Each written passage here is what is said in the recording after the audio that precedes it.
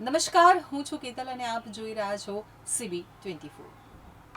અમદાવાદના સરખેજ વિસ્તારમાં મહોરમ પર્વને ધ્યાનમાં રાખી સુરક્ષા વ્યવસ્થા વધુ મજબૂત બનાવવામાં ડીસીપી શિવમ વર્માની આગેવાની હેઠળ 120થી વધુ પોલીસ કર્મચારીઓ સાથે ફ્લેગ માર્ચ અને ફૂટ પેટ્રોલિંગ હાથ ધરવામાં આવ્યું હતું। ડીસીપી શિવમ વર્માની આગેવાની હેઠળ 120થી વધુ પોલીસ કર્મચારીઓ સાથે ફ્લેગ માર્ચ અને ફૂટ પેટ્રોલિંગ હાથ ધરવામાં આવ્યું હતું। પોલીસ દ્વારા મુખ્ય માર્ગો, સંવેદનશીલ વિસ્તારો તેમજ તાજિયા પસાર થનારા રૂટ ઉપર ચુસ્ત નજર રાખવામાં આવી રહી છે।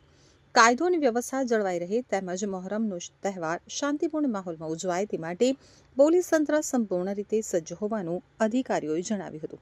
તો પોલીસના આ ફ્લેગ માર્ચથી સ્થાનિક નાગરિકોમાં સુરક્ષાની ભાવના વધુ મજબૂત બની છે।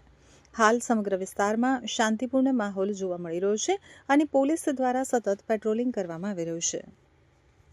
मुहर्रम के अनुसंधान में जोन 7 में सरखेज पुलिस स्टेशन विस्तार में अभी फुट पेट्रोलिंग का आयोजन किया गया है।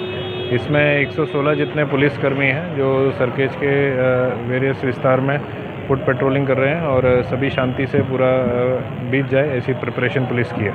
मुहर्रम के दिन कितना बंदोबस्त रहेगा, कौन सा रूट है? मुहर्रम के दिन यहाँ 21 जितने ताजिया निकलेंगे और इसके लिए सभी ताजियों पर पुलिस तैनात है और इम्पोर्टेंट जितने भी पॉइंट्स हैं वो हमने आइडेंटिफाई कर लिए हैं, वहाँ पर भी पुलिस तैनात है और जहाँ ठंडा होने जाएगा वहाँ पर भी पुलिस तैनात है।